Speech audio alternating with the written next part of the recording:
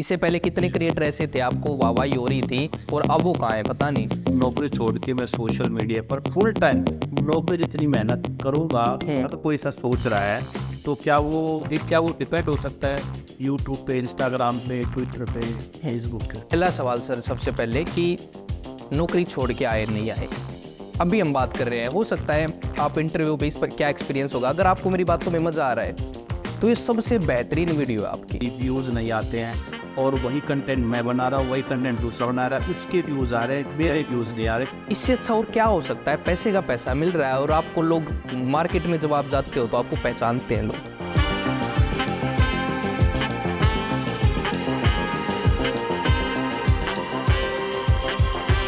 नमस्कार, मेरा नाम है सत सिंह और आज हम रोहतक में हैं। रोहतक में अभी जो मेरे सामने बैठे हुए हैं ये डिजिटल सूत्रा के फाउंडर हैं, युवा लड़के हैं। और जो हम और आप आजकल सोशल मीडिया का ज़माना है, फेसबुक, इंस्टाग्राम, ट्विटर, यूट्यूब, उन सब का ये ज्ञान रखते हैं। तो सनी कौशिक का नाम है। सनी, आपका स्वागत। Thank you sir.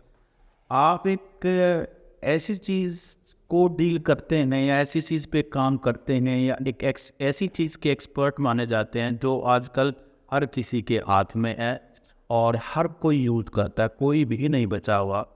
तो मतलब आपका अपना एक्सपीरियंस क्या है इस फील्ड में? मतलब क्या आपको पसंद है या लोगों की ज़रूरत है इसलिए आप आए, या आप भी युवा हैं या किसी मतलब आपको भी ये सोशल मीडिया ने पकड़ लिया और आप इसमें घुसते चले गए और एक्सपर्ट बन गए? सर दोनों चीज़ें।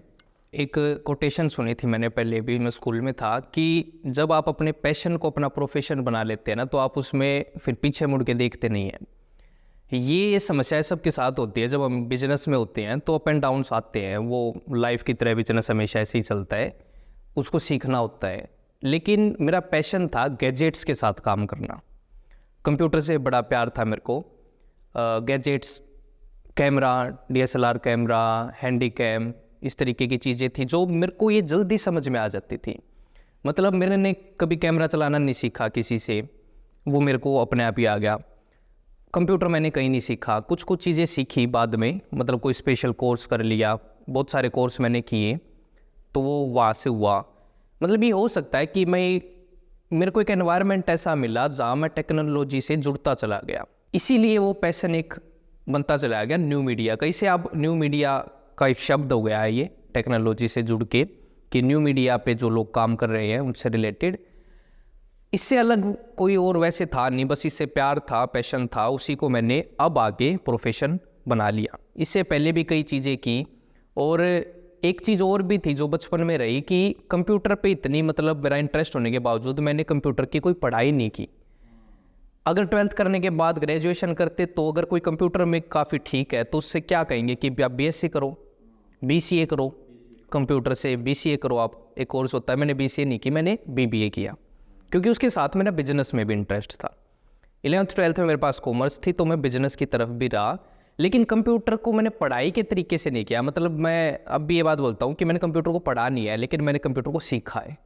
क्योंकि मशीन जो चीज़ होती है वो सीखनी पड़ती है। हम फ़ोन कभी पढ़ते नहीं है। आप दे दो 6 महीने के बच्चे को भी, 1 साल के बच्चे को, वो अपने आप सीख जाता है। उसको ये पता नहीं है कि ये यूट्यूब है, उसको नहीं पता, लेकिन उसको ये पता है कि ये जो रेड मेरे को कलर दिख रहा है, या ये भी हो सकता है कि शायद उसको 7 महीने के बच्चे को रेड कलर भी ना दिखे, उसको क्या पता ये रेड है, लेकिन उसके बावजूद उसकी उंगलियां उस पर चलती हैं। 1 साल का बच्चा बहुत आसानी से चलाने लग जाता है। उसको वीडियो दे दो, वो हंसेगा, उसको देखेगा, उसको वीडियो बदलनी आ जाएगी। मैं कहता हूँ कि आप कभी नोटिस करना, उसको स्किपेबल ऐड भी हटानी आती है और वो 2 साल का 3 साल का होने के बाद तो परफेक्ट हो जाता है। फ़ोन में शायद हो सकता है आपको भी 1-2 चीज़ें ना पता हो, लेकिन वो बच्चा कर लेता है। वो कैसे सीखता है? अच्छा नहीं, बिल्कुल ठीक बात आपने कहा कि अगर आप अपने पैशन को प्रोफेशन में बना ले तो मज़ा ही अलग बात है। लेकिन मेरा सवाल यहीं से शुरू होता है कि वो जो प्रोफेशन आपने बनाया अपने पैशन को, आजकल वो एडिक्शन बन गया है। जी। तो एक एडिक्शन का रूप में मतलब एक तो देखो ज़रूरत भी है लोगों की कि वेल इन्फॉर्म्ड रह सकते हैं हम, इससे कम्युनिकेशन बहुत आसान हो गया है और बहुत एक वीमेन एम्पावरमेंट का भी है। बहुत सारी महिलाएं जो घर पे रहती हैं जिनके पास शायद उतनी अपॉर्चुनिटीज़ नहीं हैं, घर से बाहर नहीं निकल सकते, उनके अपने इंस्टाग्राम पेजेस हैं और वो बहुत पैसा भी कमा रही हैं और पॉपुलर भी हो गई हैं, उनकी जान पहचान भी हो गई है और अच्छा काम घर बैठ के अच्छा कर रही हैं। लेकिन एडिक्शन दूसरी तरफ भी है कि लोग उसको ज़रूरत से ज़्यादा यूज़ करें, उसको आप कैसे देखते हैं? सर बेनिफिट तो है ही, हर चीज़ के कुछ बेनिफिट भी होते हैं और कुछ ना कुछ वो मतलब लिमिटेशंस के साथ आता है, या उसको हम बोल सकते हैं कि कोई नुकसान तो पहुंचाता ही है। आपको यूजेस देखना पड़ेगा। जिस महिला ने उसे अपने बिजनेस के साथ जोड़ लिया, उसने पैसे भी उससे कमाए, उससे पॉपुलैरिटी भी मिली।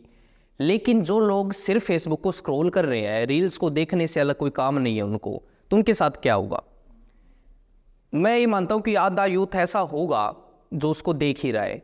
हम अगर आप इस इंडस्ट्री से जुड़े हो, मैं इस इंडस्ट्री से जुड़ा हूँ, आप जब देखोगे तो आपको ऐसा लगेगा कि इसमें बहुत भीड़ हो गई है लोगों की। न्यू मीडिया पे भी कोई काम कर रहा है, आप किसी के पास बैठते हो कि देखो इसका भी चैनल है। लेकिन आप एक आम मतलब इस फील्ड से हट के किसी से पूछ के देखो, वो कितने यूट्यूबरों को जानता है, वो कितने इंस्टाग्राम के लोगों को जानता है?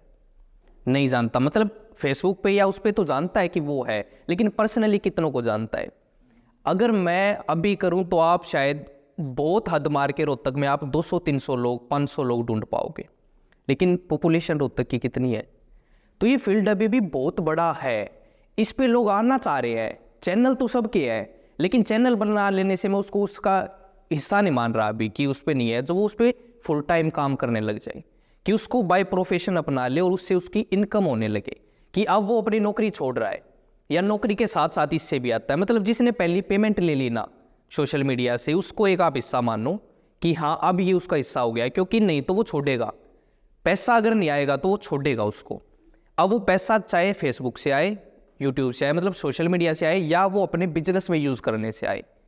बहुत सारे लोग हैं, जैसे आपने कहा कि गाँव में महिलाएं यूज़ कर रही हैं, किसी की अगर कोई क्लोथ की कोई दुकान है, बुटीक है किसी का, तो वो क्या कर रहे हैं, उसको अपने बुटीक को पॉपुलर कर रहे हैं। उसकी वजह से वीडियोस बनाते हैं कि ये हमारे पास नया सूट आ गया, ये साड़ी आ गई, ये करो ये करो।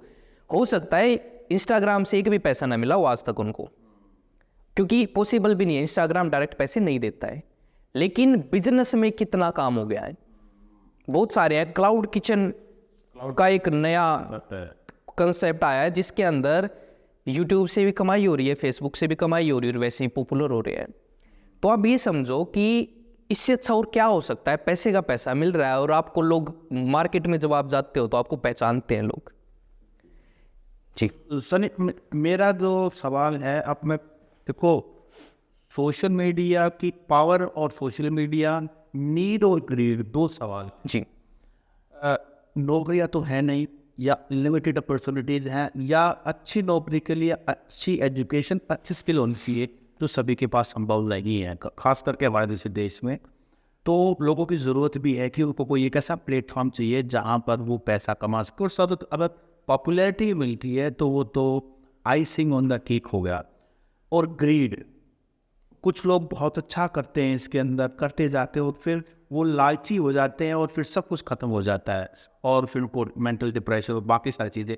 तो ये नीड और ग्रीड का एक बैलेंस कैसे करें, इसको थोड़ा सा एक्सप्लेन कैसे करो? सर देखो, जॉब तो लिमिटेड है, वो है क्योंकि जैसे पॉपुलेशन बढ़ रही है हमारी, तो जॉब है, गवर्नमेंट जॉब बहुत लिमिटेड है, प्राइवेट जॉब है, लेकिन वो भी एक टाइम पे लिमिटेड आएगी। लेकिन इसके साथ एक और, अगर आप मतलब लोगों को नोटिस करोगे तो एक और नई चीज़ आपको देखने की मिलेगी कि जो लोग स्किल्ड हैं वो जॉब भी कर सकते हैं, लेकिन वो उसके बावजूद सोशल मीडिया पे काम कर रहे हैं, इस न्यू मीडिया पे काम कर रहे हैं। और ये ज़्यादा है, मतलब 80% लोग ऐसे ही है, क्योंकि वो कहीं और भी जॉब कर सकते थे। जो नहीं कर पा रहे जॉब, वो इस पे भी काम नहीं कर पा रहे। ये भी सच्चाई है, क्योंकि ऐसा नहीं है कि इस पे आप बस आ गए और आप छा जाओगे। स्किल्स आपको इस पे नौकरी जितनी ही चाहिए, हो सकता है उससे ज़्यादा चाहिए। हाँ, आपको कंसिस्टेंसी चाहिए, काम करना पड़ेगा। जॉब पे है, जॉब पे तो कम से कम ये होता है कि आपके ऊपर बॉस का डंडा तो होता है कि सैलरी नहीं मिलेगी। लेकिन यहाँ पे आपको पता है आप आराम से सो सकते हो, लेकिन उसके बावजूद आप काम करते हो इस पे। तो ये है, तो ये एक ज़रूरत भी है, इसमें लोगों को ये लगता है। लेकिन इसमें एक ना मतलब थोड़ी सी माइंड के हिसाब से शांति मिलती है कि हम अपनी मर्जी से काम कर सकते हैं, अपनी पसंद का काम कर सकते हैं। इसीलिए इस पर ज़्यादा लोग हैं और नीड है, बिल्कुल काम हो रहा है, लोग पैसे कमा रहे हैं।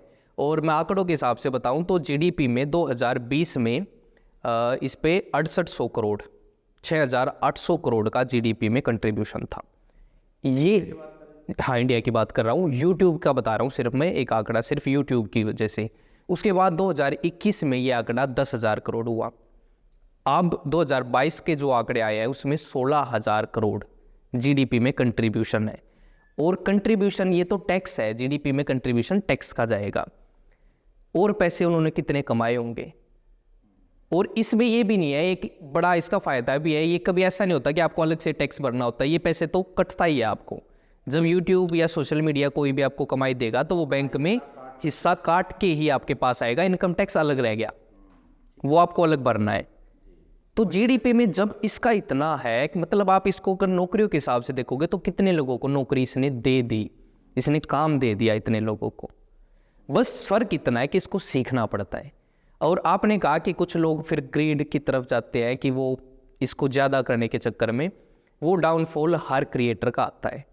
आपने बड़े बड़े नाम आज से 1 साल पहले जो आप सुनते थे उन पे अब इतने व्यूज़ नहीं है, और वो जाएगा जो समय के साथ बदलेगा। और ज़रूरी नहीं है बदल सके, क्योंकि एक आदमी हर बार नहीं बदल सकता, उसका कंटेंट एक दिन पुराना होना है। थोड़े दिन पहले कम क्रिएटर जब इस पे थे तो ऐसा होता था कि लॉन्ग टर्म के लिए लोग चल जाते थे, 2-2, 3-3, 4-4 साल, 5-5 साल उनके हो गए। लेकिन अब क्या हो रहा है कि 3 महीने कोई आपको दिखेगा और 3 महीने भी शायद कोई पकड़ जाए तो पता नहीं। इससे पहले कितने क्रिएटर ऐसे थे आपको वाहवाही हो रही थी और अब वो कहाँ है पता नहीं। तो उसमें क्या होता है कि जो कंज्यूमर है ना, इसकी ऑडियंस जो है उसका टेस्ट बदलता है। आप 30 सेकंड में सब कुछ जानना चाहते हो, बड़ी वीडियोस आप देखना नहीं चाहते, तो इसलिए लोग क्या करते हैं कि छोटी वीडियो भी बनाते हैं और बड़ी भी बनाते हैं। लेकिन उसके साथ ही एक चीज़ और होती है इसमें कि इसमें ना बेसिकली वीडियो की यूटिलिटी क्या है। सोशल मीडिया पे 3 ही तरीके का कंटेंट चलता है, इन्फॉर्मेशन, एंटरटेनमेंट, और आप इसके साथ इन्फॉर्मेशन होता है, एंटरटेनमेंट होता है और नॉलेज होती है बेसिकली। ठीक है, कि कोई आप चीज़ सिखा रहे हो, बेसिकली इन्फॉर्मेशन, नॉलेज और एंटरटेनमेंट। तो इन हिसाब से चलती है। इन्फॉर्मेशन में हमारी ये जो मीडिया की मतलब न्यूज़ की चीज़ें आ जाती है, एंटरटेनमेंट आपको पता ही है, और इससे अलग जो हमारी नॉलेज है मतलब आप कुछ उस पर सिखा रहे हो। तो ये 3 कैटेगरी में कंटेंट क्रिएटर इस पे काम करते हैं। न्यूज़ की जो इंडस्ट्री है वो अलग तरीके से काम करती है, क्योंकि जो मीडिया इकोनॉमिक्स है वो ऐसे काम करता ही नहीं है। ये आपको पता है कि अखबार इतने रुपए में छपता है, वो उतने में बिकता नहीं है, उसका फंडा अलग है, उसकी अर्निंग है अलग है। उसी हिसाब से इसके ऊपर भी वही काम होता है कि उस पर एडवर्टाइजमेंट्स जो ली जाती है मार्केट से, वो पैसे की अर्निंग है। सोशल मीडिया दे ना दे, क्योंकि उस पर बहुत सारा काम करना पड़ता है कि किस तरीके की वीडियोज़ आएंगी, क्योंकि लिमिटेशंस बहुत हैं यूट्यूब की, फेसबुक की। जितने लोग इस पे आते जाएंगे उतनी लिमिटेशन बढ़ती जाएगी। अभी परसों ही नई अपडेट आई है जिसमें यूट्यूब ने ये बोला है कि थंबनेल पर भी अगर आपने कुछ ऐसा फोटो लगा दिया या कुछ लिख दिया तो वो भी हमारा वायलेशन है। कम्युनिटी गाइडलाइंस, आप कम्युनिटी में कोई पोस्ट डालते हो तो उस पर भी हमारा वायलेशन है कि आपने उस पर ऐसी चीज़ क्यों डाल दी। इसके साथ ही जब हम इसको स्टडी करते हैं तो इस पर एक और मतलब दोहरा चरित्र भी सामने आता है। बड़े कंटेंट क्रिएटर कुछ भी कर सकते हैं, लेकिन अगर आप इस पर अभी ग्रो कर रहे हैं, आप मोनेटाइज करवाना चाहते हैं अपने चैनल को, तो आपके साथ भेदभाव होता है, उस पर आपको ज़्यादा पकड़ा जाता है। लेकिन उसको ये भी समझ सकते हैं कि शायद वो अभी ये सिखाना चाहता है कि अभी आप ये गलती मत करो, नहीं तो बड़ा होने के बाद शायद दिक्कत आ जाए। अब ये सब के साथ होता ही है कि नया कंटेंट क्रिएटर इस पर जब भी आता है वो थोड़ी सी तकलीफ़ों से गुजरता है। मेरे 2-3 मूलभूत सवाल हैं जी, मुझे लगता है सब जानना चाहते हैं जी, और सबको ये दिक्कत आती है। एक पहला सवाल कि क्या कोई व्यक्ति अगर कुछ इस तरह से प्लान करा, किसी नौकरी में है, नौकरी छोड़ के मैं सोशल मीडिया पर फुल टाइम नौकरी जितनी मेहनत करूँगा, अगर कोई ऐसा सोच रहा है तो क्या वो सही दिशा में सोच रहा है? एक सवाल मतलब इस सवाल से जुड़ा हुआ है, क्या वो उस पर डिपेंड हो सकता है कि भाई हाँ मेरी अर्निंग आएगी, ठीक, वो जॉब की तरह टाइम तो लगेगा टेक ऑफ होने में, ठीक, क्या वो डिपेंड हो सकता है यूट्यूब पे, इंस्टाग्राम पे, ट्विटर पे, फेसबुक पे? पहला सवाल सर सबसे पहले कि नौकरी छोड़ के आए नहीं आए।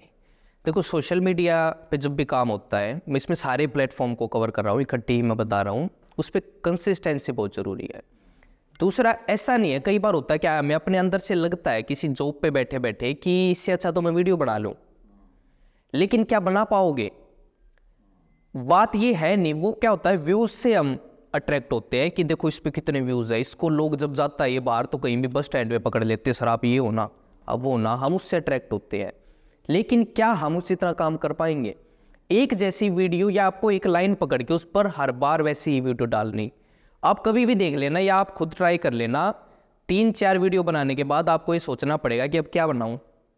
सब कंटेंट क्रिएटर के साथ ये होता ही है। अगर आप इस तरीके से काम कर सकते हो तो आप इस पे फुल टाइम आ जाओ। मतलब आप व्यूज़ मत देखो, चाहे आपके 1 बिलियन भी व्यूज़ आते हो, आप उसको भी देखते हो तो तब भी आप इस लाइन के नहीं हो। व्यूज़ मत देखो। आपको अगर खुशी मिलती है, जैसे अभी हम बात कर रहे हैं, हो सकता है आप इंटरव्यू बेस पर क्या एक्सपीरियंस होगा, अगर आपको मेरी बातों में मज़ा आ रहा है तो ये सबसे बेहतरीन वीडियो है आपकी। मतलब अगर मज़ा आ रहा है तो आपको इंटरव्यू करने में अगर मज़ा आता है तो चाहे ये इंटरव्यू डले ना डले वो फ़र्क नहीं पड़ता। चले ना चले, चले ना चले से भी ऊपर बात कर दी मैंने, चाहे डले ना डले, चाहे इसको यूट्यूब पे ना डालो आप, अगर तब भी आप बना सकते हो ऐसे इंटरव्यूज़ तो ये फील्ड आपके लिए है। ठीक बात है। लेकिन सारा खेल मोनेटाइजेशन का है। आम आदमी के पास अगर वो जीविका जो पैसा आएगा वो तो मोनेटाइजेशन से आएगा। जी। अगर व्यू नहीं आएंगे तो मोनेटाइजेशन उसका जो मोनेटाइजेशन से पैसा नहीं कमा सकते। और फिर इससे जुड़े हुए बहुत सारे सवाल है जी, व्यूज़ नहीं आते हैं और वही कंटेंट मैं बना रहा हूँ, वही कंटेंट दूसरा बना रहा है, उसके व्यूज़ आ रहे हैं, मेरे व्यूज़ नहीं आ रहे। जैसे हम न्यूज़ वाले हैं तो ऐसा होता है कि बहुत बार हमारे व्यूज़ नहीं आते, उसके साथी के व्यूज़ आते हैं। और कई बार एक वीडियो जो है सब पे चल जाता है और एक वीडियो से तो किसी भी नहीं चलता। मतलब इतने सारे लेयर्स है इसके अंदर, समझ नहीं आता कि यूट्यूब का या फेसबुक का एल्गोरिदम कैसे काम करता है। इन सवालों का जवाब सर देखो, इसमें सबसे पहले एक चीज़ समझनी पड़ेगी कि आपका स्टाइल क्या है। जैसे मैंने कहा कि इंटरव्यू में मज़ा आ रहा है तो वो चलेगी एक दिन पे। सोशल मीडिया कुछ सालों के बाद आपको एक मौका देता है। जैसे मैं जब जर्नलिज्म में था तब मेरे को एक बात कही थी कि जर्नलिज्म 10 साल में एक मौका देती है आपको हीरो बनने का। मतलब हो सकता है वो पहले भी मिल जाए, लेकिन 10 साल तक आपको एक मौका ज़रूर मिलेगा, एक कोई ऐसी खबर ज़रूर मिलेगी जो आपको हीरो बना देगी। अब वो आपके अंदर इतनी हिम्मत है उसको करने की नहीं है, वो अलग चीज़ होती है। तो सेम इसमें भी ऐसा होता है। कम से कम 5 साल में आपको एक ऐसा मौका ज़रूर मिलेगा जब आपकी एक वीडियो जाएगी और आप छा जाओगे। आप सबकी हिस्ट्री उठा लो, आप जितने भी पॉपुलर कंटेंट क्रिएटर को जानते हो उनकी पीछे की वीडियो उठा के देखो, उन्होंने सब कुछ किया होगा। उन्होंने कॉमेडी वीडियो भी बनाई होगी, उन्होंने कुछ और भी किया होगा, कुछ भी। तो आप उसको अगर स्टडी करोगे तो 4-5 साल ज़रूर होगा। ऐसा बहुत कम होता है कि कोई आया और इस पर छा गया। मेरे को तो आज तक मैंने तो कोई देखा नहीं है। मेरा भी आई थिंक 7 साल का एक्सपीरियंस है इस लाइन में। मैंने आज तक एक ऐसा नहीं देखा जिसने वीडियो बनाई और वो छा गया। ये ज़रूर हो सकता है उससे पहले उसने कई और चैनल ज़रूर बनाए होंगे। अगर कोई ऐसा भी है कि चैनल बनाया था और ये देखो क्या कर रहा है। पहले उन्होंने ज्वाइन किया और ज्वाइन पे तो सब्सक्राइबर नहीं, लेकिन उनकी फेस वैल्यू अलग थी। लीगेसी है। हाँ, एनडीटीवी से है उनकी। अगर वो एनडीटीवी में ना होते तो आप बना के दिखा दो, तो सबकी तरह स्ट्रगल कर रहे होते। हो ही नहीं सकता था ना। तो कोई ना कोई फेस वैल्यू बनाता है कहीं ना कहीं से। और एनडीटीवी की भी टीवी पे इतनी नहीं थी जितनी सोशल मीडिया पे थी। रवीश जी के चैनल छोड़ने के बाद देख लो आप क्या हाल हुआ है। एग्जाम्पल मोदी जी का मोदी जी का भी है ना जी, उन्होंने ज्वाइन किया और क्या। देखो वो फेस वैल्यू तो है। एक ही साथ और अब इसमें मैं बात जोड़ूंगा, जैसे आपने कहा था कि कई के चैनल चलते हैं कई के नहीं चलते हैं। इसमें ना एक चीज़ होती है कि इसमें शब्द है क्लियर, कंटेंट क्रिएटर, जो बिल्कुल क्लियर शब्द है कि आप कंटेंट क्रिएटर है। यूट्यूब यही कहता है कि आप कंटेंट क्रिएटर है। वो आपको ना पत्रकार के तौर पे जानता ना कॉमेडियन के तौर पे जानता, उसको एक चीज़ समझ में आती है, कंटेंट क्रिएटर। अब इस पे आप स्टडी करना, जो ऑर्गेनाइजेशंस है ना वो इतनी पॉपुलर नहीं है, उसकी बजाय एक फेस ज़्यादा पॉपुलर है। आप टाइम्स ऑफ इंडिया के देख लो, मैंने कल ही उसको स्टडी किया है, 1000 भी व्यूज़ नहीं कूद रहे हैं। आप यूट्यूब पे देख लो, ठीक है, और भी चैनल देख लो, लेकिन ध्रुव राठी के आते हैं, है ना, रवीश जी के आते हैं। रवीश जी के चैनल पर आप 4 लोगों को और बिठा दो, नहीं आएंगे व्यूज़। तो यहाँ पर क्या है कि एक आदमी का फेस वैल्यू होता है। लोग आपको जानते हैं। अगर आपका चैनल है तो जो लोग सत्सिंग धनखड़ को जानते हैं वो उसको फॉलो करेंगे। आपकी विचारधारा से यहाँ पर लोग अट्रैक्ट होते हैं। अगर आपको कोई नहीं जानता कि आप कौन हो तो नहीं चलेगी। या तो फिर उसमें एंटरटेनमेंट हो, गाने तो किसी के भी चल सकते हैं, वो एक अलग चीज़ है। म्यूज़िक किसी को पसंद आ गया, लेकिन यहाँ पे सबसे बड़ी चीज़ है कि आपको एक फेस वैल्यू बनानी होती है और एक ही चीज़ की बनानी होती है, आप अलग अलग जगह नहीं भाग सकते। यहाँ पे होता क्या है कि अगर ज़्यादातर चैनल इसीलिए पॉपुलर नहीं हो पाते क्योंकि वो एक ही चैनल पर 50 चीज़ें देने की कोशिश करते हैं। लेकिन इसको आप बतौर ऑडियंस देखो, अगर मैं किसी के चैनल फॉलो कर रहा हूँ तो मैं किसको कर रहा हूँ? मेरे पास बहुत सारे ऐसे चैनल मिलेंगे टेक्निकल जो लोग काम कर रहे हैं, वीडियो एडिटिंग से रिलेटेड काम कर रहे हैं या इससे रिलेटेड करते हैं। कोई भी एक ऐसा चैनल तो नहीं है। तो ये सवाल तो आता ही होगा ना कि क्यों ना ये सारी चीज़ें एक चैनल पे दे दी जाए, क्योंकि मैं 50 लोगों को फॉलो कर सकता हूँ तो 50 अलग अलग चैनल, क्योंकि कोई चीज़ मेरे को किसी की अच्छी लगती है, मेरे को लगता है कि न्यूज़ ये अच्छी मेरे को प्रोवाइड करवाता है, तो न्यूज़ के सारे चैनल तो मैं नहीं करूँगा ना। तो सबसे बेहतरीन इसमें चीज़ होती है कि आप एक चीज़ को पकड़ो, अपना स्टाइल उसके अंदर होना चाहिए। और कई बार ये भी कन्फ्यूजन होता है कि नहीं पता चलता हमारा स्टाइल है या नहीं है, तो उसका एक ही कारण है कि आप करके देख लो, आपको 6 महीने में पता चल जाएगा ये फील्ड आपके लिए बना है नहीं बना है। अभी हमने बात कही थी आपका फेस होता है तो वो ज़्यादा बेटर अप्रोच रहती है। लेकिन मैं यूट्यूब पे वीडियो देखा था काफ़ी समय पहले, उन्होंने कहा कि मैक्सिमम जो पॉपुलर जो यूट्यूब पे वीडियो चलते हैं तो वो ऐसे लोगों के जिनका चेहरा लोगों ने कभी देखा ही नहीं, वो मतलब किसी गेमिंग के हैं या और भी बहुत सारे, वो चेहरा कभी देखा, सिर्फ उनकी आवाज़ लोगों ने सुनी होती है और अपनी वॉइस ओवर से ही वो सबको बताते हैं। ये भी सर वही हो ना, मतलब फेस नहीं है तो वॉइस है, मतलब एक चीज़ होनी चाहिए उसमें। जैसे इसमें ना कैटेगरीज है कि फेसलेस चैनल्स होते हैं, फेस के साथ होते हैं, लेकिन आप एक चीज़ देखना, जो फेसलेस चैनल है वो भी एक उसके अंदर ना एक जैसे सस्पेंस बनाए रखते हैं कि अब मेरा फेस रिवील वाली वीडियो आएगी, तो वो एलिमेंट है, वॉइस है। जैसे एक ना जेम टीवी चैनल है, आई थिंक पाकिस्तान का है या कहीं और का है, उर्दू ज़्यादातर उस पर होती है, लेकिन है क्या फैक्ट का चैनल है, उसकी आवाज़ से चैनल चला हुआ है। फिर उन्होंने एक अपनी वीडियो बनाई जिस पे फेस रिवील किया, वो फेस वाली वीडियो ही नहीं चल रही है ना, तो वॉइस हो जाती है। मतलब एक ना एक चीज़ होनी चाहिए जिसके पीछे लोग हैं कि भाई वो वॉइस हो सकती है, वो कोई किसी का स्टाइल भी हो सकता है। बहुत सारे चैनल है जिसकी एडिटिंग स्टाइल भी हो सकता है, मतलब एक एलिमेंट उसके अंदर जरूर आना चाहिए। अच्छा ये बताइए, बहुत बहुत कॉमन सवाल है जी, व्यूज़ नहीं आ रहे। सर इसका व्यूज़ नहीं आ रहे ना, आपको देखना पड़ेगा कि ऑडियंस आपकी क्या है। उसके अंदर एनालिटिक्स में एक रिसर्च का ऑप्शन होता है कि मान लो आपके 100 सब्सक्राइबर है, तो वो 100 सब्सक्राइबर क्या सर्च कर रहे हैं उसमें आप ये पता लगा सकते हो। तो आपको उसी हिसाब से बनानी पड़ेगी। आपको ना मतलब ये पहले ही जब चैनल बनाए तो आपको ये फिक्स करना होगा कि आपके चैनल का पर्पस क्या है। अगर आप इससे मोनेटाइज से ही पैसे कमाना चाहते हैं तो आपको उस हिसाब से सोचना पड़ेगा कि क्या पॉपुलर है और मैं आज क्या बनाऊं। या फिर एक तरीका होता है कि मेरे को फ़र्क नहीं पड़ता क्या पॉपुलर है, मेरा मन ये करता है कि आज इनकी बातें आनी चाहिए, तो वो है। तो वो लोग आपको ढूंढेंगे आराम आराम से ढूंढेंगे, मतलब आपकी पसंद के लोग आपको ढूंढ लेंगे। ये है, आप मैं ये कहता हूँ कि इसके ऊपर यूट्यूब पे आप सर्च करोगे तो इतने मतलब बेवकूफ़ों वाले चैनल भी हैं, जिन आदमियों को आप ये सोचोगे ये बेवकूफ़ है लेकिन उसके पास भी व्यूज़ हैं। तो हुआ क्या, बेवकूफ़ों ने बेवकूफ़ों को ढूंढ लिया। आप बहुत इंटेलेक्चुअल लोगों को सुनोगे तो उन्होंने उनको सुन लिया। और एक चीज़ भी मैं वैसे मजाक में कहता हूँ कि इंटेलेक्चुअल लोगों के लिए ये है भी नहीं, ज्ञान नहीं चाहिए यार किसी को। बेवकूफ़ों के चैनल ज़्यादा जल्दी चलते हैं क्योंकि उसमें मज़ा आता है, वो ज्ञान नहीं दे रहा, वो देख क्या कर दिया इसने, है ना। मतलब किसी के साथ अगर ऐसा हो रहा है, मजाक बन रहा है, हाँ इंटरेस्ट है तो अपने इंटरेस्ट को लोग ढूंढ लेते हैं। हाँ, लेकिन एक चीज़ बस ये है कि इसमें कंसिस्टेंसी बनाओ और उसी पे चलो आप। ये हमारी दिक्कत ये होती है, हम व्यूज़ जब देखते हैं ना, उसके चैनल पे व्यूज़ है, उसके पे व्यूज़ है, उसके पे व्यूज़ है, तो हम बदलते हैं बहुत जल्दी। अच्छा इको स्ट्राइक आ जाती है कई बार म्यूजिक की कॉपीराइट बहुत जल्दी आता है, तो किन छोटी छोटी बातों का ध्यान रखें? हाँ, स्ट्राइक पे सर देखो, चैनल पर 3 स्ट्राइक होती है यूट्यूब का जो है कि अगर आपके पास 90 दिनों में 3 स्ट्राइक अगर आ गई है तो हम आपके चैनल को टर्मिनेट कर देंगे। पहली स्ट्राइक आती है, मतलब पहले इसको समझ भी ले, स्ट्राइक को थोड़ा सा लंबा हो जाएगी ये वीडियो पर समझ ले, क्लियर हो जाए। यूट्यूब पे कॉपीराइट क्लेम होता है और स्ट्राइक होती है। क्लेम और स्ट्राइक को लोग एक समझ लेते हैं, इसको हमें समझना चाहिए। क्लेम का मतलब होता है जैसे मैंने कोई वीडियो डाली तो डालते ही मेरे पास कॉपीराइट अगर क्लेम आता है तो यूट्यूब मेरे को ये बताता है कि ये वीडियो मेरे सर्वर में कहीं और भी है और ये उससे मैच हो रही है। ये एक सिंपल सी वार्निंग है उसकी तरफ से कि ये कहीं मैच हो रही है। उसको मतलब नहीं, आप बेशक डाल दो, वो कह रहा है कि बेशक डाल दो, मुझे मतलब नहीं है, लेकिन मैं आपको एक इन्फॉर्मेशन दे रहा हूँ कि ये वहाँ भी मैच हो रही है।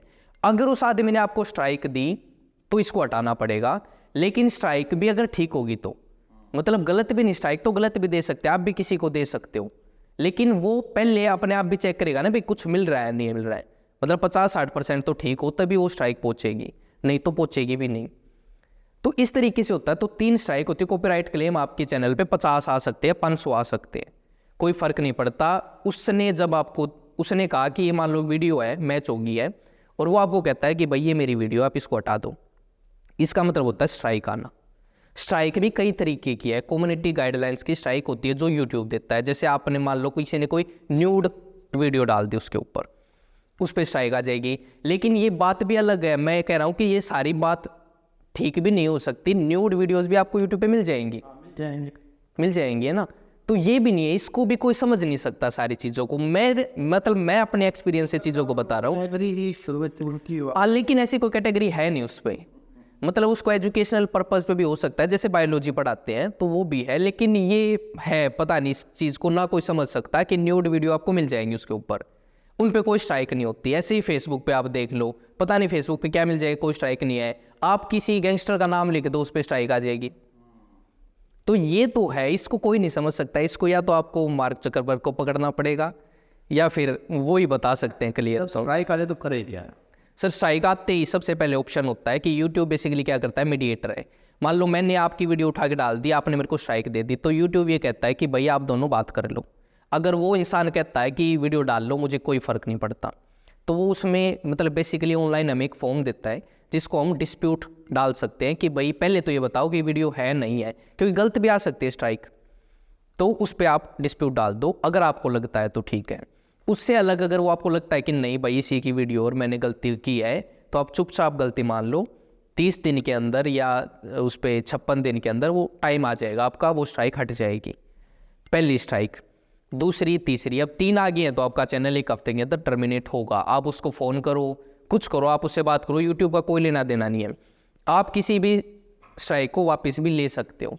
तो अगर वो वापस ले लेता है तो सबसे पहले तो यही करो कि आप उसको एक बार बात कर लो जिस चैनल से भी आई है कि जी हटा दो, हम नहीं करेंगे आगे से। वो हटा देता है तो आपका चैनल बच जाता है। लेकिन बड़े जो चैनल्स होते हैं, अगर आपके पास कोई बड़े चैनल की आ गई स्ट्राइक तो वो नहीं हटती है फिर। तो सबसे पहला है कि आपको, क्योंकि उसकी नॉलेज होनी चाहिए कि भाई हम किसी की वीडियो उठा के नहीं डालेंगे। या फिर इसके साथ ही एक चीज़ आती है, यूट्यूब जो कहता है कि आपने उसमें वैल्यू क्या ऐड की है। जैसे न्यूज़ में पॉसिबल नहीं है ये चीज़ें। अगर प्राइम मिनिस्टर की कोई रैली है तो वो आपके पास भी है, वो 1000 लोगों के पास और भी है, और आपने डाल दी, उस पर कोई भी स्ट्राइक नहीं दे सकता। उसको आप मतलब आपको डिस्प्यूट डालना चाहिए। एक कैटेगरी होती है पब्लिक डोमेन, कि आपको ये बताना है कि ये वीडियो पब्लिक डोमेन में है, ना तो ये इस पर मेरा हक है ना इनका हक है। लेकिन अगर एक्सक्लूसिव चीज़ है तो उनका हक है, आप उसको नहीं कर सकते। तो सिंपल सी चीज़ आप पहले ही ध्यान रखें, उसमें वैल्यू ऐड करें। अगर न्यूज़ चैनल्स है, सबसे ज़्यादा इस पर न्यूज़ चैनल फंसते हैं, तो उनको ये देखना चाहिए अगर किसी की बाइट आपने उठाई है, कोई कुछ बोल रहा है, तो आपने उसमें वैल्यू क्या ऐड की, क्या आपने उसको समझाया लोगों को। जैसे ज़्यादातर बड़े चैनल करते हैं कि किसी ने अगर कुछ बोला है, मोदी जी ने आज ये बोला, उसको वॉइस ओवर करके या और चीज़ें करके उस पर आप चीज़ों को ऐड कर सकते हो, वैल्यू ऐड करवा दो। वो 50-60% आपका होना ही चाहिए। अच्छा सर, नहीं ये और बताइए कि क्या कैमरे की क्वालिटी बहुत अच्छी होनी चाहिए या सिंपल फ़ोन से भी आप शूट करो और वो भी चल जाता है? क्या कुछ इसका भी कोई बेनिफिट होता है? सर देखो, फ़र्क पड़ता है इन चीज़ों का। यूट्यूब पे जब हम कोई भी वीडियो अपलोड करते हैं तो वो इस चीज़ को देखता है कि ये किस क्वालिटी में अपलोड हुई है। अगर बहुत कम क्वालिटी की है तो यूट्यूब बेसिकली क्या है ना, देखो आपको यूट्यूब को या सोशल मीडिया को सबको समझना पड़ेगा, वो एक मार्केट है जहाँ पर एडवर्टाइजमेंट बेचनी है उसको। आप इसको इकोनॉमिक्स के हिसाब से समझो कि उसको एडवर्टाइजमेंट बेचनी है, ना उसको आपके कंटेंट से मतलब है। कंटेंट क्रिएटर वो ये चाहता है नहीं कि आप हीरो बनो, मतलब उसका मतलब नहीं है इस चीज़ से। उसका बिजनेस मॉडल है वो क्लियरली कि इसके ऊपर लोग वीडियो डालेंगे, मैं उस पर ऐड दिखाऊंगा और वो लोग एडवर्टाइजमेंट को देखेंगे, आपकी वीडियो से उसको कोई फ़र्क नहीं पड़ता। ये समझना पड़ेगा कि ये बिजनेस मॉडल है। लेकिन जब मतलब आपकी वीडियोस की क्वालिटी अच्छी होती है ना, तो वो बड़ी ऑडियंस तक उसको भेजता है कि 4K अगर वीडियो है तो वो उसको प्रमोट करने की कोशिश करता है। जो वीडियो थोड़ी ब्लर है, जिसमें लाइटिंग कम है, जो लोग नहीं देखेंगे लॉन्ग टर्म के लिए, तो उसको वो थोड़ा सा रोकता है कि इस वीडियो को दिखाने का फ़ायदा नहीं है, क्योंकि इस पे लोग इसको देखेंगे नहीं और मैं एडवर्टाइजमेंट इस पर लगा नहीं पाऊंगा। इसलिए यूट्यूब ये करता है कि उस पर कैटेगरी होती है, मतलब जैसे क्वालिटी 360 पिक्सल्स की है, फिर 720 की है, एक 480 भी होता है, उसके बाद फिर 2K 4K। तो जितना अच्छा आप कंटेंट बनाते हो 4K उससे होता है, मतलब एडवर्टाइजमेंट से इस पे आपके मोनेटाइजेशन पे बहुत फ़र्क पड़ेगा। लेकिन इसका मतलब ये नहीं है कि आपका कंटेंट चलेगा या नहीं चलेगा, कुछ भी चल सकता है। सोशल मीडिया पे ऐसी वीडियो भी चली हुई हैं जिस पे बिल्कुल ही समझ में नहीं आ रहा, वो इस समझ में नहीं आ रही, लेकिन यूट्यूब के हिसाब से वो वीडियो काम की नहीं है। तो ये हैशटैग का क्या? हाँ देखो सर, हैशटैग का सिंपल सा फंडा होता है। हमारे पास मान लो हज़ारों फाइल रखी हैं, उस फाइल में से मेरे को एक कोई पन्ना उठाना है, तो मैं कैसे सर्च करूँगा? पॉसिबल नहीं है। इसका डिजिटलाइजेशन हुआ, कंप्यूटर में फाइलें बनने लगी, एक्सेल में बनने लगी। एक्सेल में हमारे पास क्या सुविधा है कि मेरे को 2010 का अगर डाटा चाहिए तो मैं उस पर फाइंड कर लेता हूँ 2010 का। ये सेम पर्पज़ पे ही हैशटैग काम करते हैं। यूट्यूब पे जब या डालते हो या फेसबुक पर जब डालते हो तो वो क्या करता है, उसके पास तो डाटा ही है ना, मतलब वीडियोज़ आपकी किसी सर्वर पे अपलोड तो ही रही है। ये तो है नहीं कि किसी ने सर्च किया वो ये वीडियो लगा भाई वो वीडियो उठा के लाओ और ये दे दी। तो वो एक सर्च एल्गोरिथम है। हैशटैग लगाने से यूट्यूब को समझ में आती है कि ये किस कैटेगरी में डालनी है, ये वीडियो किसकी है। जैसे एक मान लो हम एग्जांपल ले लें कि how to earn money online, ये कैटेगरी है, ये टाइटल पे भी लिखा हुआ है और इससे रिलेटेड हैशटैग भी लगे हुए हैं। तो वो क्या करेगा, जब भी कोई आदमी इस लाइन को सर्च करेगा तो उन वीडियोज़ को वो दिखाएगा कि भाई ये इस कैटेगरी की वीडियो जो आप ढूंढना चाहते हो। इसको सर्च एल्गोरिथम मानो आप। यूट्यूब भी यही काम करता है, गूगल भी यही काम करता है। बहुत सारी वेबसाइट हैं, बहुत सारे चैनल्स हैं, उन चैनल से उन वीडियो को उठा के लाएगा। लेकिन अब इसमें एक और चीज़ काम करती है कि किस वीडियो को लोग ज़्यादा देख रहे हैं उसको मैं ऊपर दिखाऊं। इस वीडियो को देखा लेकिन लोगों ने बैक कर दिया, क्यों कर दिया, उसको रिकॉर्ड करता है एल्गोरिथम को। हमारी इस वीडियो को अगर कोई देखता है और देखते ही 1 सेकंड में या 10 सेकंड में वापस कर देता है, ये भी रिकॉर्ड होता है कि ऐसा क्या था इसको वापस कर दिया, या किसी ने उस वीडियो को पूरा देखा। तो जितनों को पूरा देखा, ऐसे बहुत सारे एल्गोरिथम को काम करके वो ऊपर या नीचे दिखाता है।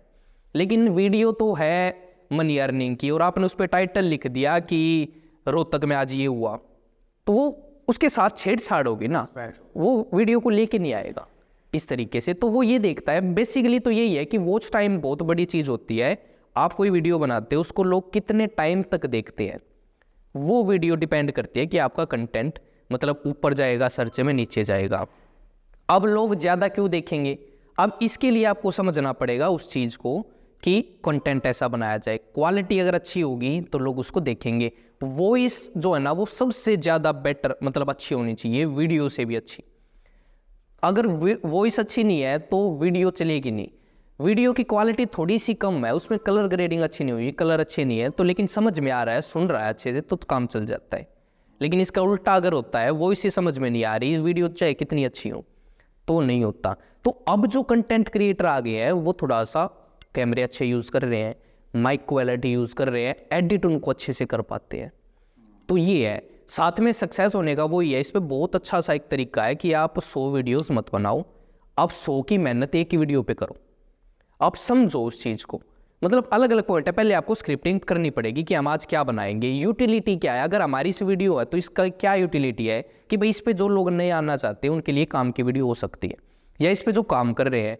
जी, तो मेरा आपसे सवाल है विदा लेने से पहले ऑडियंस से, जो नया काम शुरू करना चाहते हो कि बस एक तो उसका जवाब तो आपने दे दिया कि क्या हम इस पे आए, बहुत सारे कंटेंट क्रिएटर हो गए, आपने बताया कि अभी तो नंबर इसका इकोनॉमी में जो कॉन्ट्रीब्यूशन वो बढ़ता था, और अभी तो बहुत लिमिटेड नंबर, जो पॉपुलेशन के हिसाब से तो बहुत कम नंबर अभी भी यूट्यूब, फेसबुक और इंस्टाग्राम के ऊपर है, और अभी तो स्कोप बहुत है। इसका जवाब तो आपने नहीं दिया। लेकिन जो शुरू करना चाहते हैं और वो ये जानना था किस कैटेगरी में शुरू करें, हमें सक्सेस मिलने के चांसेस ज़्यादा हों। पैशन वाइज तो एक बात हो गई, कोई स्किल है, पैशन है, लेकिन अगर उनके पास ऑप्शन है कि मैं तो किसी में शुरू करूँगा और अच्छा काम करूँगा, तो कुछ आप सजेशन कर सकते हैं किस कैटेगरी में फिर भी बेटर कर सकें का, अगर आपको कोई खास स्किल अपनी नहीं है तो? थोड़ा सा तो एक स्किल तो चाहिएगी कि आपका बैकग्राउंड क्या है। मतलब ऐसे कोई भी चैनल नहीं चल सकता मैं उठ के अब इंग्लिश पढ़ाने लग जाऊँ, है ना, तो वो क्या होगा, वो बेवकूफ़ी होगी। मतलब मजाक के तौर पे वो भी चल सकता है कि ये गलत इंग्लिश पढ़ाता है, वो भी पॉपुलर हो सकता है ना। तो ये तो चीज़ करनी पड़ेगी कि आपका बैकग्राउंड क्या है, कि आप अगर आज 25 साल उम्र है तो आपने अपनी लाइफ का ज़्यादातर समय किस चीज़ को सीखने में लगा दिया। मैं न्यू मीडिया पे बैठा हूँ आपके सामने, तो उसका एक हिस्सा मैंने उस पर लगाया है ना, मैंने चाहे एक्सपीरियंस से सीखा हो, चाहे मैंने कहीं कोर्स से सीखा हो, तो इससे अलग मैं उसके लिए बोल ही नहीं सकता। तो ये आपको देखना पड़ेगा, जो भी इस पे काम करना चाहिए उसका बैकग्राउंड क्या है, वो सॉफ्टवेयर इंजीनियर है तो उस पर जानकारी ज़्यादा अच्छी दे सकता है, या उस मान लो है सॉफ्टवेयर इंजीनियर लेकिन उसको साहित्य में ज़्यादा मजा आता है, वो कविताएं ज़्यादा अच्छी पढ़ी हुई हैं, उसने किताबें पढ़ी हुई हैं, तो उस पर भी कर सकता है। तो ये कैटेगरी तो खुद ही करनी पड़ेगी, और 10-12 चैनल खराब भी करने पड़ेंगे। अच्छा, कि आप चैनल बनाओ और आपको समझ में आ जाएगा। मैं कहता हूँ कि 5 वीडियो का आप सिस्टम बनाओ कि मैं इस कैटेगरी में काम करूँगा और मैं 5 वीडियो करूँगा। अगर आपने 6ठी वीडियो बना दी ना, तो चांस है उसमें आपके कामयाब होने के, नहीं तो 5 वीडियो नहीं बना पाओगे, क्योंकि आपके पास वो सोर्स नहीं होंगे, वो चीज़ें नहीं होगी। अब न्यूज़ पे हम काम कर सकते हैं, हम रोज़ कुछ ना कुछ वीडियो ला सकते हैं। अब एक नए को मैं उठाऊँ और बोलूँ कर दे, वो नहीं ला पाएगा ना। बैठ के तो बोल लेगा कुछ भी, लेकिन सोर्सेज कैसे होंगे उसके, नहीं है, क्योंकि उसमें काम नहीं किया उसने। तो 5 वीडियो से ऊपर वो नहीं जा सकता। दूसरी बात, ओरिजिनल कंटेंट, सबसे बड़ी चीज जो अब आएगी, मतलब 1-2 साल में, और डुप्लीकेट कंटेंट नहीं चलेगा।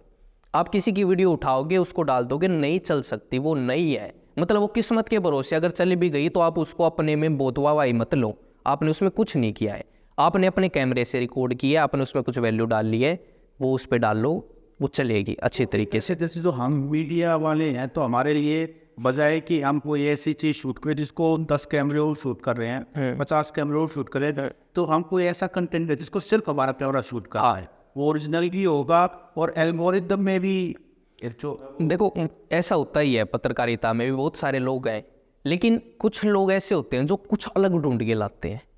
बस वो यही, इसको आप सिर्फ प्लेटफॉर्म मानो कि भाई वो न्यूज़ मतलब टीवी पे चलना था या अखबार में छपना था, अब ये यूट्यूब पे जाएगा।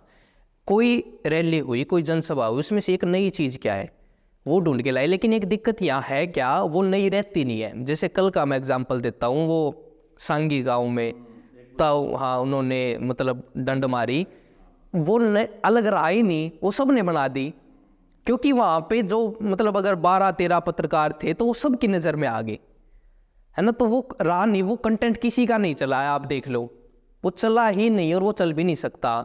बाद में शायद पता नहीं चल भी जाए किसी का, क्योंकि वो सब ने एक जैसी बात लिखी थी, एक जैसी चीज़ होगी। तो आपने सवाल की लंबाई भी होता है जिसमें कई बार ऐसा देखा जाता है कि व्यूज सभी के आ रहे हैं और कई बार किसी के भी व्यूज नहीं आ रहे। ये कोई स्टैंडिंग का एल्गोरिथम क्या है ये भी एक चीज़ है सर। इसमें क्या होता है कि कुछ ना टाइम भी ऐसा होता है, हमेशा न्यू ईयर के आसपास ये हमेशा ही होता है कि व्यूज़ लोगों के गिरते हैं, फॉलोअर्स लोगों के गिरते हैं, सब्सक्राइबर गिरते हैं। आप इसको सर्च कर पाओगे इंटरनेट पे, आप करोगे तो ऑडिट बोलते हैं इसको। मतलब अपने का भी तो ऑडिट करेंगे ना कि भाई हमारे पे कितने चैनल आ गए हैं, कितने अनएक्टिव लोग हैं, ये काम कर रहे हैं, कोई काम नहीं कर रहा है, तो इसको वो घटाता है। दूसरा एक ये चीज़ है कि जब कोई चीज़ पॉपुलर होती है ना किसी चैनल पे, तो लोग उसको ज़्यादा देखते हैं, तो वो फिर किसी भी चैनल पे फंस जाए। तो ये भी होता है, किसी चीज़ को अगर नहीं देखा, पॉपुलर नहीं हुआ, यूट्यूब और फेसबुक बेसिकली काम क्या करते हैं, किसी वीडियो को अगर कोई देख रहा है तो उसको एक बार दिखाते हैं औरों को कि एक बार इसको दिखा के देखूं क्या भी, ये भी देख ले, ये भी देख ले, क्योंकि उनको तो एडवर्टाइजमेंट दिखानी है। अगर किसी वीडियो को लोग देख रहे हैं तो 10 मिनट की अगर कोई वीडियो है तो वो एक बार उसको दिखा के देखता है कि क्या इसको दिखाऊं, ये देखेगा इसको। अगर उसने 10 मिनट की देख ली और उसने 4 ऐड उसके ऊपर देख ली, उसके पैसे पूरे हो गए ना। सैमसंग ने उसको पैसे दिए कि मेरी ऐड दिखा दे, वो ये कहेगा कि मैंने दिखा दी 4 को। जिस वीडियो को देख रहे हैं तो वो चाहे किसी भी चैनल पे गिरी हुई हो वीडियो, उसको फिर दिखाएगा, क्योंकि उसको तो 4 ऐड और दिखानी है, 4 ऐड और दिखानी है, ये करना वो करना, तो एडवर्टाइजमेंट दिखानी है।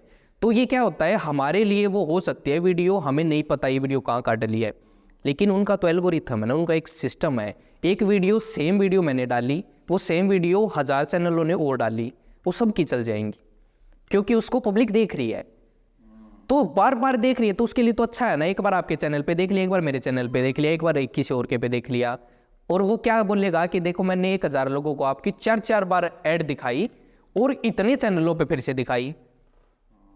एक इसका सर्वे आया था कि लोग ये सोचने लगे थे, मतलब अभी पिछले कुछ 6 महीने में, कि इस पे लोग ज़्यादा आ गए हैं तो पैसे कम मिला करेंगे, है ना, लेकिन ऐसा हुआ नहीं।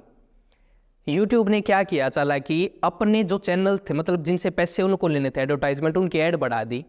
अगर सैमसंग पहले 100 करोड़ देता था तो उसने सीधा कहा 500 करोड़ लगेंगे, क्योंकि इतने लोग हैं हमारे पास, तो भाई एक फ्लैक्स बोर्ड एक जगह चिपकना था, वो बोला मेरे पास 50 जगह और आ गई, और पैसे दो और पैसे दो। साथ में हुआ क्या, बिकने भी लगी चीज़, है ना। क्योंकि सैमसंग का मैं बार बार नाम ले रहा हूँ क्योंकि सैमसंग बहुत बड़ा कंट्रीब्यूटर है इस चीज़ में, एडवर्टाइजमेंट सबसे ज़्यादा वो करता है, और भी है, लेकिन मोबाइल की थोड़ी सी इंडस्ट्री ऐसी है क्योंकि लोग खरीद रहे हैं जल्दी जल्दी, तो वो ज़्यादा है, तो वो बहुत बड़ा उनका एडवर्टाइज़र है यूट्यूब का वो। लेकिन अब ये इसमें ये भी साथ देना, इसमें एक चीज़ और समझनी पड़ेगी कि न्यूज़ पे अर्निंग सबसे कम होती है, क्योंकि वो सामान नहीं खरीदता न्यूज़ वाला कभी भी। अगर किसी चीज़ के फ़ोन को रिव्यू कोई कर रहा है और वो बताता है सैमसंग का ये नया फ़ोन आया है, तो उसके ऊपर सैमसंग की ऐड भी आएंगी, तो चांस है कि ये मार्केट से फ़ोन खरीद लेगा, क्योंकि जो लोग फ़ोन को सर्च कर रहा है तो इसका मतलब वो खरीदना चाहता है। कोई लोग न्यूज़ सुन रहा है कि आज यहाँ पर ये हुआ, वो फ़ोन की जब ऐड आएगी तो उसको काटेगा क्योंकि वो इंटरेस्टेड नहीं है। तो आप ऐसे देखना, बहुत सारे चैनल्स यूट्यूब पे ऐसे हैं जिन पे कभी एडवर्टाइजमेंट नहीं आती, जबकि वो मोनेटाइज ऑन भी कर ले। अब कोई लोग आध्यात्म को सुनता है, उसको कोई फर्क नहीं पड़ता, मतलब जो लोग आध्यात्म को सुन रहा है, उनको सुन रहा है, तो वो उसको मार्केट से क्या लेना देना है, माया से दूर है। हाँ, तो वो क्या खरीदेगा। तो ऐसे चैनल यूट्यूब नहीं चाहता। स्मार्ट प्ले हुआ जाता। हाँ, तो हमारे ऑडियंस को भी बहुत सारे सवालों का जवाब मिल गया होगा। अब बार कुछ और नया, कुछ और सवालों का जवाब लेकर आए, अभी के लिए थैंक यू सर।